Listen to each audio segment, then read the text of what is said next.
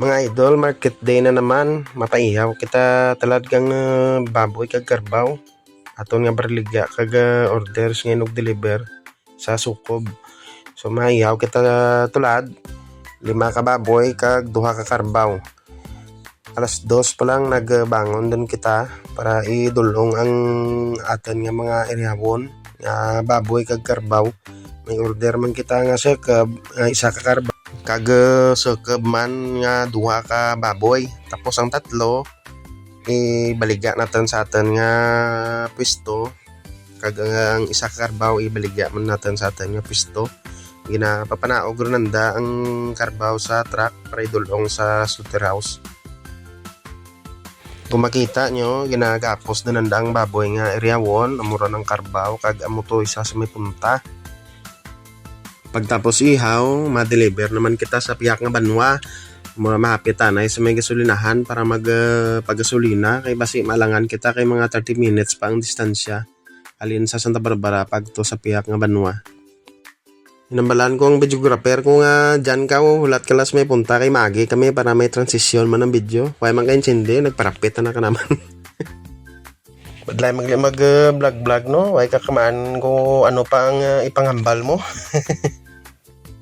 Pagkatapos naman nagpagasolina, kita nyo nagbiyahe naman kami dayon. Nag-deliver kami. Hinay lara dalagan ko, naka-forward lara, nabihin nyo lasig ha. Nakabot do kami sa banwa kang Saraga. Amo diyang banwa nga delibera naman kang order naman nga sukab. Mga 30 minutes away ra na halin sa banwa kang Santa Barbara. Sa mo diyang obra dapat enjoyon mo gid kay para hindi mo mabatsagan ang tuyo mo kag kakapoy. Nakaabot din kami sa Saraga Public Market.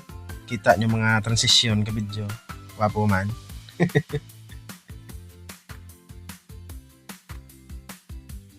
Pagtapos naman deliver, nagbalik na kami sa Santa Barbara Public Market. Tapos na ihaw ang amon nga karbaw kag mga baboy na display na kag na bakla naman kami maski papano. Ara amon nga pwesto, nagabaligya kami sa nga preska kag barato nga karni sang baboy kag baka o karbaw. Giala dya sa IG and Joseph Pork and Meat. Ang pwesto namon sa Santa Barbara Public Market, Santa Barbara, Iloilo. Nagabaton man kami kang bulk order, nagapasukob man kami kang baboy, baka kag karbaw.